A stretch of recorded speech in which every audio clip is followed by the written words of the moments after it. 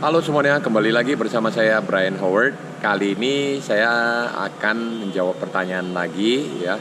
Dan itu kemarin saya ada buat kenapa atau cara mengatasi ketika anak bernafas itu kepala naik ke atas ya, dan ada tuan otak itu. Nah, kebetulan di komentar itu ada yang bertanya,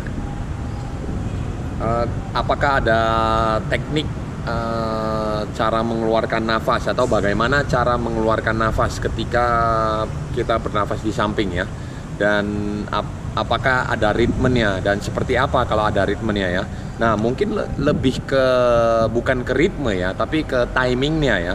Ketika kita mengeluarkan nafas ya, kita mengeluarkan nafas itu tetap dari hidung ya. Nah, jadi ketika kita di dalam air ya, kita mengeluarkan nafas itu harus buang dari hidung.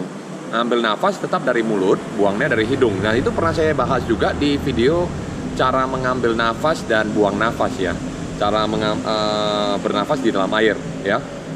Mungkin nanti saya akan coba taruh di deskripsi ataupun di atas sini ya. Jadi bisa diklik, bisa ditonton ya. Nah, kebetulan ini kan saya baru selesai ngelatih juga ya di kolom sini. Ya, jadi saya mungkin bisa sambil sekalian tunjukin ya.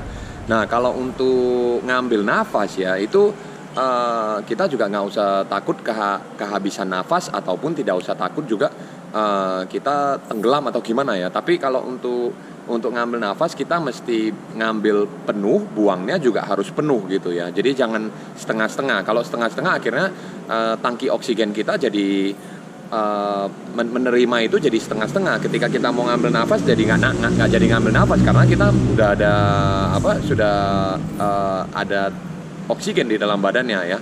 Nah, mungkin ini sambil saya jelaskan. Dan itu ada pertanyaan kedua yang seingat saya bertanya mengenai anak-anak yang anak-anak didiknya dia berenangnya itu miring-miring ya. Nah, malah seperti kayak ular seperti itu ya. Jadi kayak miring kiri kanan. Nah, itu ada beberapa faktor. Satu di kaki, kedua kita harus perbaiki entry tangannya ya. Nah, mungkin saya akan langsung tunjukin. Yang pertama adalah bagaimana cara mengeluarkan nafas di dalam air, lalu apakah ada ritmenya. Tapi lebih tepatnya adalah ke timingnya ya, waktu dimana kita harus ngambil nafas dan buang nafas ya.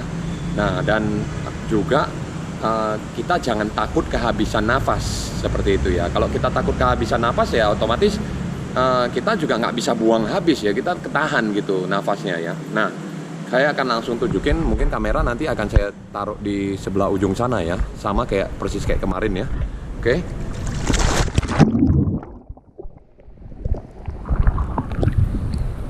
Oke, kita akan menuju ke sana ya. Tendangan kaki kayak bebas saja.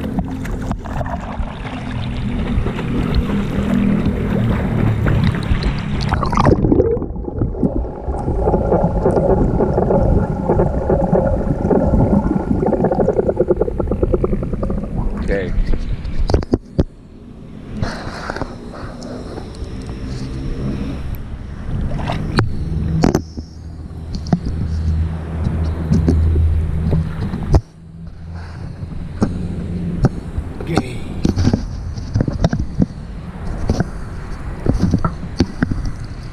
Jadi saya akan coba arahkan seperti ini ya. Mungkin bisa kelihatan teman-teman. Mungkin lebih turun sedikit ya. Oke. Nah, mungkin seperti ini ya. Jadi bisa kelihatan. Kameranya saya turunkan sedikit supaya bisa jelas gitu. Nah, jadi yang paling pertama adalah kita mesti tahu ketika kita tarik tangannya ke belakang ya. Ini saatnya untuk nafas nih. Ya, ambil nafas dan buang nafas. Nah, bagaimana teknik bernafas di dalam air? Kita harus menggunakan hidung buangnya ya. Nah, saya tunjukin nih.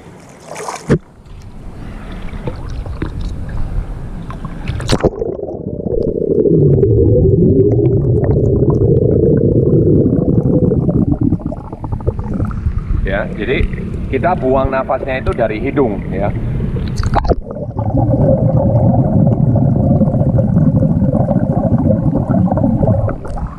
Dan ketika membuang nafas itu nggak ada ritme ya sih, lebih ke timingnya. Jadi kita buang semua, lalu ketika kita tarik tangannya ke belakang ya, ketika tarik tangannya ke belakang kan bahunya kebuka nih ya, baru kita ambil nafasnya nih ya, ambil nafas lalu masuk lagi ke dalam.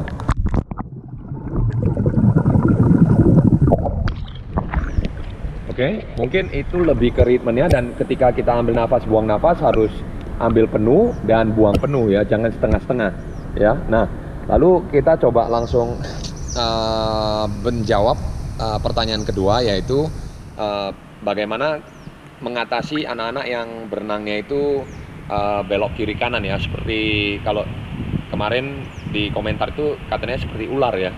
Nah, jadi ada satu hal yang saya selalu ketemu juga ya, dan ini sering terjadi terhadap anak-anak ya. Mungkin ini saya akan adjust dulu sedikit apanya. Oke. Nah, satu hal yang saya sering ketemu dengan anak-anak adalah berenangnya juga sering cross ya, yaitu tangannya ketika entry masuk itu selalu melewati dari garis yang tengah ya, jadi nggak di samping ya, tapi ketika kita berenang itu harus masuk ke samping dari bahu ini ya.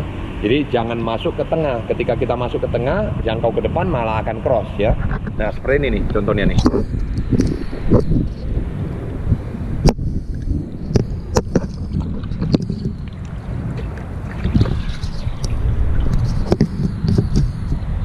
Oke. Jadi teman-teman bisa lihat ketika tangannya entry mesti masuk ke samping bahu ini ya. Jangan entry-nya masuk ke tengah. Kalau entry masuk ke tengah, ketika kita tarik tangan kiri maka akan cross ya. Dan ini garis tengahnya ya, ketika kita cross ya berenangnya jadi miring-miring gini, jadi miring-miring ya.